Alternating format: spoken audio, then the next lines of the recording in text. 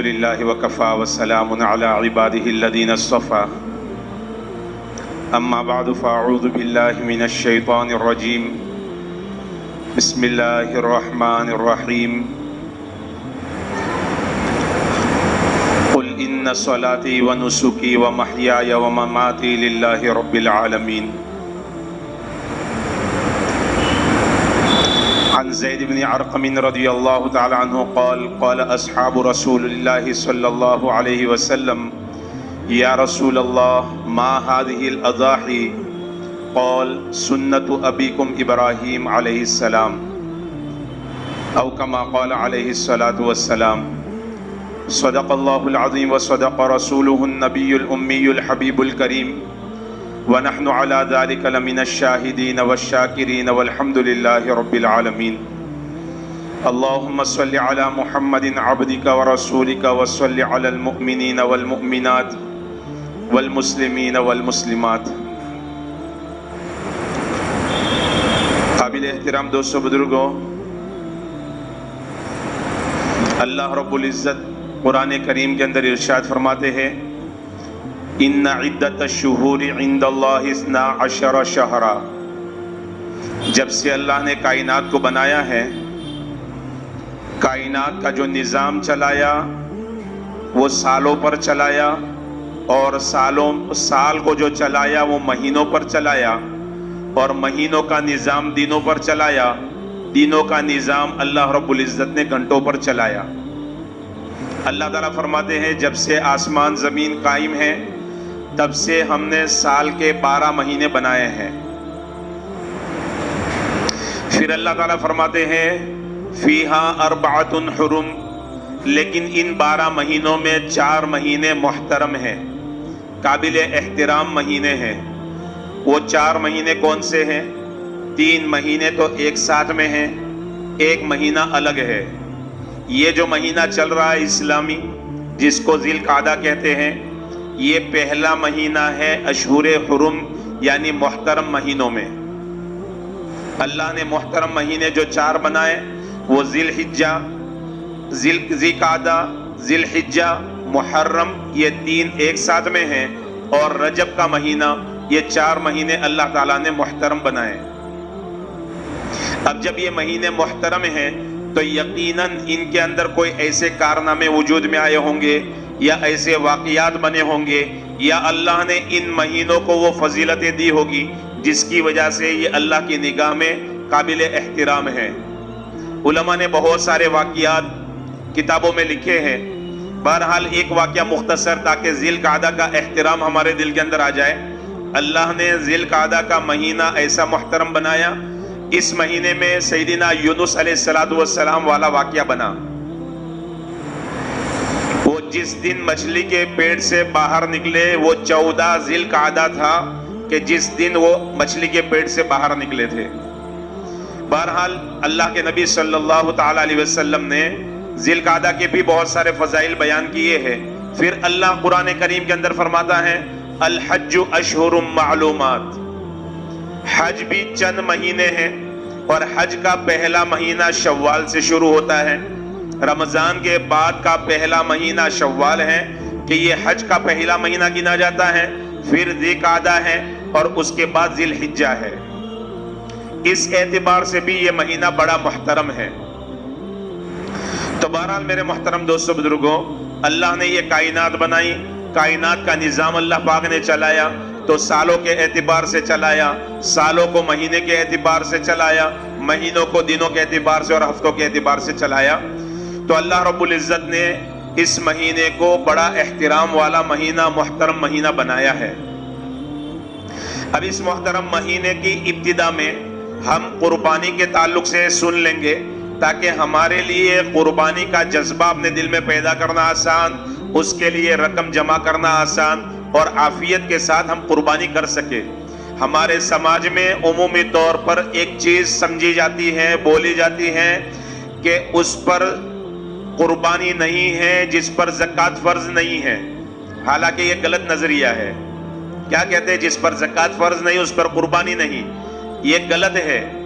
صحیح کیا ہے صحیح یہ ہے جس پر صدقہ فطر واجب ہے اس پر قربانی واجب ہے. زکوٰۃ کا معاملہ پورا الگ ہے، زکوٰۃ کے مسائل پورے الگ ہے، قربانی کے مسائل پورے الگ ہے.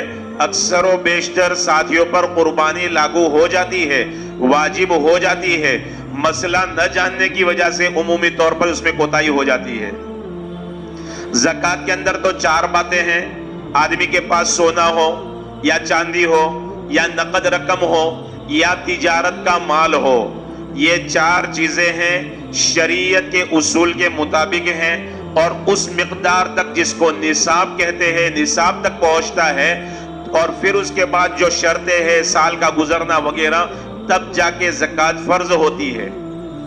لیکن قربانی اور صدقہ فطر میں ایسا نہیں ہے. صدقہ فطر میں اور قربانی میں قربانی کے اندر سونا بھی دیکھا جائے گا، چاندی بھی دیکھی جائے گی، نقد مال بھی دیکھا جائے گا، تجارت کا مال بھی دیکھا جائے گا. اس کے ساتھ ایک اور چیز کہ زائد مال بھی دیکھا جائے گا. ضرورت سے زیادہ کے جو بستر ہمارے گھر میں ہیں، ضرورت سے زیادہ کے جو برتن ہمارے گھر میں ہیں، جو کپڑے استعمال میں نہیں آتے، وہ ساری کی ساری چیزیں، یہاں تک کہ آدمی ایک گھر میں رہ رہا ہے، اس کا دوسرا گھر زائد ہے، اس کا کوئی پلاٹ ہے، زمین ہے، یہ ساری چیزیں صدقہ فطر میں اور قربانی میں دیکھی جاتی ہے. اب جب یہ مسئلہ ہے تو ظاہر سی بات ہے ہم میں سے اکثر و بیشتر پر قربانی واجب ہو جاتی ہے. پھر اس میں بھی کوتاہی یہ ہوتی ہے کہ شوہر نے قربانی کر لی، اب بیوی کو کرنے کی ضرورت نہیں ہے، باپ نے قربانی کر لی تو بیٹوں کو کرنے کی ضرورت نہیں ہے. یہ بھی غلط ہے. جو بندہ بھی شریعت کی نگاہ میں صاحب نصاب اور مالدار ہے، ہر اس بندے پر الگ سے قربانی واجب ہے. باپ اگر اتنے مال کا مالک ہے جو شریعت کی نگاہ میں صاحب نصاب ہے تو باپ پر الگ سے قربانی لاگو ہوگی اور واجب ہوگی. بیٹوں پر اگر اتنا مال ہے تو بیٹوں پر الگ سے واجب ہوگی. شوہر کے پاس اتنا مال ہے تو اس کے اوپر الگ سے واجب ہوگی. بیوی کے پاس زیورات وغیرہ ملا کر اتنا ہے تو اس پر الگ سے واجب ہوگی. اس مسئلے کو سمجھنے کی ضرورت ہے. بہرحال میرے محترم دوستو بزرگوں، اب یہ قربانی کا جو سلسلہ ہے، سوال یہ ہے کہ قربانی کا سلسلہ کب سے چلا؟ تو اللہ پاک نے قرآن کریم میں بیان فرمایا ہے، وَاتْلُ عَلَيْهِمْ نَبَأَ ابْنَيْ آدَمَ بِالْحَقِّ اِذْ قَرَّبَا قُرْبَانًا فَتُقُبِّلَ مِنْ أَحَدِهِمَا وَلَمْ يُتَقَبَّلْ مِنَ الْآخَرِ. نبی جی یہودیوں کے سامنے، عیسائیوں کے سامنے آپ آدم کے 2 بیٹوں کا واقعہ تفصیل کے ساتھ بیان کیجئے، پورا تفصیل کے ساتھ بیان کیجئے. اللہ نے پھر اس واقعے کو بیان کرتے ہوئے فرمایا، اِذْ قَرَّبَا قُرْبَانًا، دونوں نے اللہ کی بارگاہ میں قربانی پیش کی. قربانی کا سلسلہ وہاں سے چلا. حابیل نے اللہ کے سامنے جو قربانی پیش کی تھی وہ مینڈا پیش کیا تھا، اور قابیل نے جو پیش کی تھی وہ کھیت کی پیداوار پیش کی تھی. حضرت آدم علیہ السلام سے لے کر حضرت عیسیٰ علیہ السلام تک جتنے بھی نبی آئے، تمام نبیوں کی شریعت میں اور تمام انبیاء کے زمانے میں یہ ہوتا تھا کہ جس کا صدقہ قبول ہوتا تھا، آسمان سے ایک آگ آتی تھی اور اس کو جلا کر راکھ کر دیتی تھی. یہ اس بات کی نشانی اور علامت تھی کہ اس کا صدقہ قبول ہو گیا ہے. اب دونوں بھائیوں نے قربانی پیش کی. حابیل نے بھی قربانی پیش کی، قابیل نے بھی قربانی پیش کی. پہاڑ کے اوپر دونوں نے رکھ دیا. آسمان سے آگ آئی اور مینڈے کو جلا کر راکھ کر دیا. مطلب یہ ہوا کہ اللہ کی بارگاہ میں مینڈا قبول ہو گیا اور اناج قبول نہیں ہوا. یہ وہاں سے سلسلہ چلا. لیکن حضرت نبی پاک صلی اللہ تعالی علیہ وسلم کی رحمت اس امت پر اتنی ہے، اللہ نے آقا کی رحمت کے طفیل اس امت کے ساتھ انوکھا معاملہ فرمایا. جو پہلے شریعتوں میں چل رہا تھا، پہلے نبیوں کے ساتھ چل رہا تھا، وہ معاملہ اللہ نے اس امت کے ساتھ نہیں کیا کہ پہلے آگ آتی تھی، صدقے کا مال جلا کر چلی جاتی تھی کہ نہ نکالنے والے کو فائدہ ہوتا تھا، صدقہ نکالنے والے کو نہ فائدہ ہوتا تھا، نہ غریبوں کا فائدہ ہوتا تھا. اللہ رب العزت نے اس امت پر احسان فرمایا کہ اس امت کے صدقے کو اللہ نے اتنا آسان کر دیا، اب آسمان سے کوئی آگ نہیں آتی، نہ ہمارے صدقے کو جلاتی ہے، بلکہ بندہ صدقہ نکالتا ہے، اللہ اس کو قبول کر لیتا ہے۔ لہذا قربانی کا جو سلسلہ چلا وہ آدم علیہ السلام کے 2 بیٹوں سے سلسلہ چلا۔ اب سوال یہ ہے کہ جب قربانی کا سلسلہ آدم علیہ السلام کے 2 بیٹوں سے شروع ہوا تو جب صحابہ کرام نے اللہ کے حبیب صلی اللہ تعالی علیہ وسلم سے قربانی کے تعلق سوال کیا، آقا صلی اللہ علیہ وسلم سے صحابہ نے فرمایا، قال اصحاب رسول اللہ صلی اللہ علیہ وسلم، اللہ کے حبیب کے صحابہ نے عرض کیا، یا رسول اللہ ما هذه الاضاحی، اے اللہ کے حبیب صلی اللہ علیہ وسلم یہ قربانی جو ہم کر رہے ہیں نا، اس کی حقیقت کیا ہے؟ جب اس کی حقیقت پوچھی گئی تو جواب یہ ہونا چاہیے تھا کہ یہ آدم کے بیٹوں کی سنت ہے، ان کا طریقہ ہے، لیکن اللہ کے حبیب صلی اللہ علیہ وسلم نے فرمایا سنت ابیکم ابراہیم علیہ السلام، کہ یہ تمہارے روحانی ابا سیدنا ابراہیم علیہ السلام کا طریقہ اور سنت ہے۔ حالانکہ شروع ہو رہی ہے آدم علیہ السلام کے بیٹوں سے۔ اب اس کی وجہ کیا ہے کہ اللہ کے حبیب صلی اللہ علیہ وسلم نے یہ فرمایا کہ تمہارے باپ ابراہیم علیہ السلام کی سنت ہے۔ ابراہیم علیہ السلام نے بھی قربانی پیش کی تھی اور آدم علیہ السلام کے دونوں بیٹوں نے بھی قربانی پیش کی تھی، لیکن ان کی قربانی پیش کرنے کا مقصد بھی الگ تھا اور طریقہ بھی الگ تھا۔ ابراہیم علیہ السلام نے جس انوکھے انداز سے قربانی پیش کی وہ ساری دنیا میں کوئی ایسی مثال پیش نہیں کر سکتا۔ اللہ وحی کے ذریعے جبرائیل کے ذریعے سے یہ پیغام دے سکتا تھا، ابراہیم اپنے بیٹے کو ذبح کرو۔ اللہ نے ایسا نہیں کیا، بلکہ خواب کے اندر دکھلایا کہ ابراہیم علیہ السلام اپنے بیٹے اسماعیل علیہ السلام کو ذبح کر رہے ہیں، اور نبی کا خواب وحی ہوتا ہے، لہذا تیار ہو گئے۔ معمولی بات نہیں ہے، آدمی کو یوں کہا جائے اپنی جان دے دو، خودکشی کر لو، یہ آسان ہے۔ ہم دیکھتے ہیں نا محبت میں، جھوٹی محبتوں میں کتنی جانیں دی جاتی ہے۔ جان دینا بڑا آسان ہے، لیکن جان لینا اور وہ بھی اپنے لختے جگر کی اور بڑے ارمانوں کے بعد ملی ہے اولاد، یہ آسان کام نہیں ہے۔ اور پھر بھی قربانی اس وقت مانگی جا رہی ہے جب وہ چلنے پھرنے کے قابل، چھوٹے موٹے کاموں کے قابل بن گئے ہیں۔ اللہ کی طرف سے امتحان ہے، ابراہیم علیہ السلام تیار ہے۔ ابراہیم علیہ السلام کو نہیں معلوم کہ میرے اللہ میرے ساتھ آگے کیا معاملہ کرنے والے ہیں۔ اللہ کے علاوہ اللہ کے فرشتے بھی نہیں جانتے تھے کہ آخر میں ہونے والا کیا ہے۔ سارا منظر دیکھا، پرندے بھی رو پڑے، فرشتے بھی رو پڑے، سارا منظر ہوا۔ وہ اللہ کا نظام تھا کہ بعد میں اللہ نے اسماعیل علیہ السلام کو بچا لیا اور مینڈا اس کی جگہ پر دے دیا، وہ بات کی بات ہے۔ نہ ابراہیم علیہ السلام کو معلوم تھا، نہ اسماعیل علیہ السلام کو معلوم تھا، نہ فرشتوں کو معلوم تھا، اور پھر چھری تیز کر کے زور سے چلا رہے۔ یہ معمولی بات ہے؟ اتنی بڑی قربانی اللہ کے سامنے پیش کر رہے ہیں۔ یہ اللہ کا فضل رہا، اللہ کا کرم رہا کہ اللہ نے اسماعیل علیہ السلام کو ذبح نہیں ہونے دیا، اس کے بدلے میں جانور کو ذبح کروایا۔ باقی ابراہیم علیہ السلام تو پوری تیاری کے ساتھ آئے تھے۔ اتنی بڑی قربانی، اور پھر اس کے بعد اللہ پاک قرآن کریم کے اندر فرماتے ہیں وَاتَّبِعْ مِلَّةَ إِبْرَاهِيمَ حَنِيفًا، کبھی فرمایا وَاتَّبِعُوا مِلَّةَ إِبْرَاهِيمَ حَنِيفًا۔ آقا صلی اللہ تعالی علیہ وسلم سے اللہ تعالیٰ فرما رہے ہیں میرے محبوب ابراہیم علیہ السلام کی ملت کا اتباع کیجئے۔ حالانکہ اللہ کے حبیب صلی اللہ تعالی علیہ وسلم کی شریعت تمام شریعتوں کو ختم کرنے کے لیے آئی تھی۔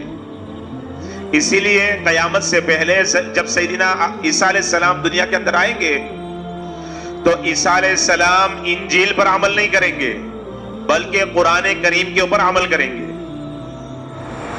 ساری شریعتوں کو منسوخ کرنے کے لیے اللہ کے حبیب دنیا میں تشریف لائے، لیکن پھر بھی اللہ تعالیٰ کیا فرما رہے ہیں کہ نبی جی ملت ابراہیمی کا اتباع کیجئے۔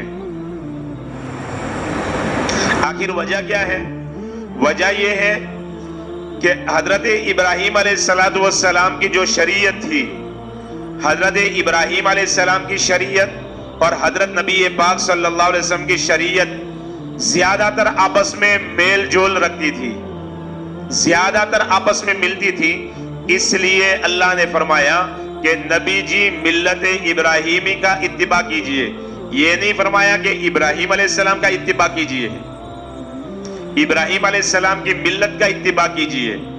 شریعت الگ ہے، دین الگ ہے۔ دین توحید، رسالت، آخرت کا نام ہے، عقائد کا نام دین ہے، اور عبادات، معاملات، معاشرت اور اخلاقیات کا نام شریعت ہے۔ دین کبھی نہیں بدلا، سارے نبیوں کا دین ایک رہا، شریعتیں بدلتی رہی، شریعتیں بدلتی رہی۔ حضرت سلیمان علیہ السلام نے 100 شادیاں کی، ان کی شریعت میں جائز تھا۔ ہمارے نبی صلی اللہ تعالی علیہ وسلم نے 11 شادیاں کی، میرے آقا کے لیے 11 جائز تھی۔ حضرت موسیٰ علیہ السلام کے زمانے میں اگر ان کی شریعت میں مسئلہ یہ تھا کہ کپڑے کو پیشاب وغیرہ ناپاک چیز لگ جاتی، پاک کرنے کی کوئی شکل نہیں، اتنا حصہ کپڑا کاٹ کر پھینک دو، اس کے علاوہ کوئی شکل نہیں۔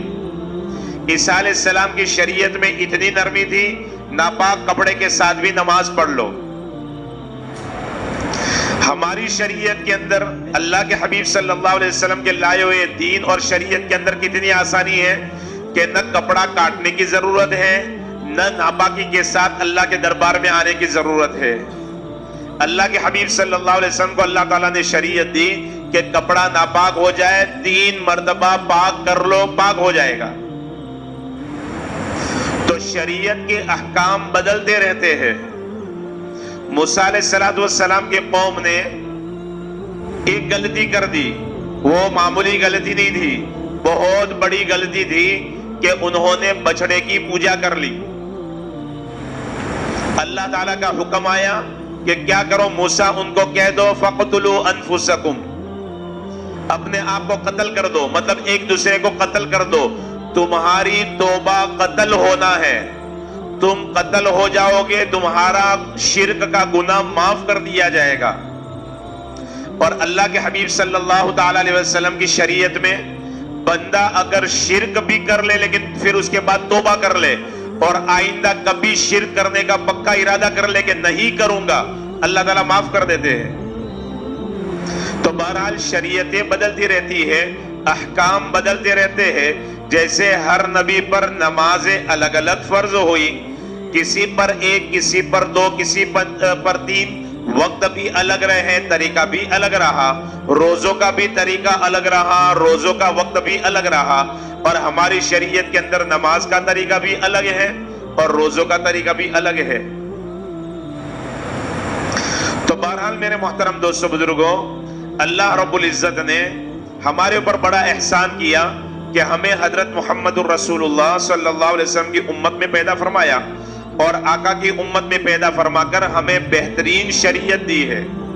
اتنی بہترین شریعت ہے کہ جس میں نہ افراط ہے، نہ زیادہ سختی ہے، نہ زیادہ نرمی ہے۔ ہر آسانی دین بھی نہیں ہے، ہاں البتہ دین سخت بھی نہیں ہے۔ دین آسان ضرور ہے لیکن ہر آسانی دین نہیں ہے۔ لہذا ہمیں دین کو سمجھنے کی ضرورت ہے اور دین کے اوپر عمل کرنے کی ضرورت ہے۔ اب میرے محترم دوستو بزرگوں، ہمیں یہ بات سمجھنی ہے کہ قربانی اللہ تعالیٰ کیوں چاہتے ہیں۔ قربانی اللہ تعالیٰ اس لیے چاہتے ہیں کہ قربانی کے ذریعے سے بندہ اللہ کا قرب حاصل کرتا ہے۔ اسی لیے عائشہ صدیقہ رضی اللہ تعالیٰ عنہا فرماتی ہے کہ اللہ کے حبیب صلی اللہ تعالی علیہ وسلم نے ارشاد فرمایا کہ قربانی کے دنوں میں قربانی کے جانور کا خون بہانے سے زیادہ اللہ کو کوئی نیک عمل پسند نہیں ہے، کوئی نیک ایک عمل پسند نہیں ہے، سب سے زیادہ ان دنوں میں پسندیدہ عمل خون کا بہانا ہے، قربانی کے جانور کا خون کا بہانا ہے، یہ عمل اللہ کو سب سے زیادہ پسند ہے۔ پھر اللہ قرآن کریم کے اندر فرماتے ہیں لَن يَنَالَ اللَّهَ لُحُومُهَا وَلَا دِمَاؤُهَا، اے لوگو یہ نہ سمجھنا کہ اللہ کو گوشت کھانے کی ضرورت ہے اور حاجت ہے، اللہ کھاتا نہیں ہے، اللہ کھانے سے پاک، پینے سے پاک، ہاں ساری مخلوق کو کھلاتے ہیں، ساری مخلوق کو پلاتے ہیں، ساری مخلوق کی ضرورتوں کو پورا کرتے ہیں، اللہ ہر عیب اور ہر کمی سے پاک ہے، لہذا تمہارا گوشت اللہ کی بارگاہ میں نہیں پہنچتا، قربانی کا خون، جانوروں کا خون اللہ کی بارگاہ میں نہیں پہنچتا۔ ہاں یہ بات ہے اللہ تمہارا تقوی دیکھنا چاہتا ہے کہ تمہارے دلوں میں اللہ کے لیے مر مٹنے کا جذبہ کتنا ہے۔ دیکھو میرے محترم دوستو بزرگوں، بہت سارے ایسے لوگ ملیں گے جو عبادتیں بہت زیادہ کریں گے، عبادتیں بہت زیادہ کریں گے، لیکن پیسہ نکالنا ان کے لیے بہت مشکل۔ اللہ یہ دیکھنا چاہتے ہیں میرا بندہ میری خوشنودی کے لیے کیا کرتا ہے، جان کی ضرورت پڑے جان حاضر، مال کی ضرورت پڑے مال حاضر، یہ جذبہ ایمان والے کا بننا چاہیے۔ اسی لیے اللہ تعالیٰ نے قربانی ہم پر واجب کی ہے۔ پھر دیکھو اللہ کا احسان، اور اللہ نے ہمیں یہ شریعت کا مسئلہ بتلا کر ہمیں بتلا دیا کہ دیکھو گوشت سے کوئی فائدہ نہیں ہے، سارا قربانی کا جانور اپنے فریج میں بھر دو، پورا کا پورا ثواب ملے گا، گناہ نہیں ہوگا۔ ہاں مستحب یہ ہے کہ کیا کرو، اس کے 3 حصے کرو، یہ مستحب طریقہ ہے، ثواب والی چیز ہے، غریبوں کو دو گے زیادہ ثواب ملے گا، ورنہ قربانی کا جو ثواب ہے اگر پورا جانور تم نے اپنے فریج کے اندر بھر دیا، ایک بوٹی بھی کسی پڑوسی کو یا کسی غریب کو نہیں دی، کسی رشتہ دار کو نہیں دی، تب بھی آپ کو گناہ نہیں ہوگا، قربانی کا پورا ثواب مل جائے گا۔ پتا چلا اللہ رب العزت اس کے ذریعے سے یہ نہیں چاہتے کہ بھائی غریبوں کا بھلا ہو، صدقہ فطر میں غریبوں کا خیال کیا، زکوٰۃ میں غریبوں کا خیال کیا، لیکن قربانی میں غریبوں کا خیال نہیں کیا۔ دو گے تب بھی تمہیں قربانی کا ثواب ملے گا، نہیں دو گے تب بھی قربانی کا ثواب ملے گا۔ صحابہ کرام نے پوچھا تھا اے اللہ کے حبیب صلی اللہ علیہ وسلم فما لنا فیہا، اے اللہ کے حبیب اگر ہم نے قربانی کی تو قربانی پر ہمیں کیا ملے گا؟ اللہ کے حبیب صلی اللہ علیہ وسلم نے فرمایا بِكُلِّ شَعْرَةٍ حَسَنَةٍ، جو جانور تم ذبح کر رہے ہو، جانور کے بدن پر جتنے بال ہیں ہر بال کے بدلے میں ایک نیکی ملے گی۔ تو صحابہ نے پھر دوسرا سوال کیا فَمَسُّوفُ یا رسول اللہ، اے اللہ کے حبیب صلی اللہ علیہ وسلم اون والا جانور ہوتا ہے، جیسے دمبا وغیرہ ہے، اون والا جانور ہے، اس پر ہمیں کیا ملے گا؟ اللہ کے حبیب صلی اللہ علیہ وسلم نے فرمایا اون کے ہر ریشے کے بدلے میں تمہیں ایک نیکی ملے گی۔ پتا چلا یہاں غریبوں کا خیال نہیں رکھا گیا، مقصد یہ ہے کہ بندہ اللہ کی خوشنودی کی خاطر، اللہ کی رضا کی خاطر جانور کو ذبح کرے۔ یہ اصل میں اپنی جان کو ذبح کرنے کے بدلے میں ہے، حقیقت تو یہ تھی کہ بندہ اپنی جان کو ذبح کرتا، اور اپنی جان کو ذبح کرنے سے بڑھ کر تھا اپنی اولاد کے گلے پر چھری پھیرنا۔ اللہ نے محض اپنے فضل و کرم سے اولاد کو بچا کر جانور رکھ دیا کہ چلو جانور کی قربانی کرو، ورنہ اگر اولاد کی قربانی کرنی ہوتی تو ہمارا کیا حال ہوتا۔ لہذا میرے محترم دوستو بزرگوں، ابھی سے ہم نیت کریں، انشاءاللہ اللہ نے حیثیت دی ہے تو ہم قربانی ضرور کریں گے۔ شادی بیاہ میں ہم کتنا خرچ کر دیتے، ہم فضول نہیں کہتے، گناہ نہیں کہتے، لیکن وہ جائز ہے، ثواب کی چیز نہیں ہے، جائز ہے، آپ کھلا رہے لوگوں کو، جائز ہے، اس پر ہم کتنا خرچ کر دیتے ہیں۔ تو اللہ کی رضا کی خاطر چند ہزار روپے لگا دینا کون سا مشکل ہے۔ لہذا ہم نیت کریں کہ انشاءاللہ اس سال ہم بھی قربانی کریں گے۔ اللہ رب العزت ہمارے اندر یہ جذبہ پیدا فرمائے اور شریعت کے دائرے کے اندر رہ کر ہمیں بھی قربانی کرنے کی توفیق عطا فرمائے۔ وآخر دعوانا ان الحمدللہ رب العالمین۔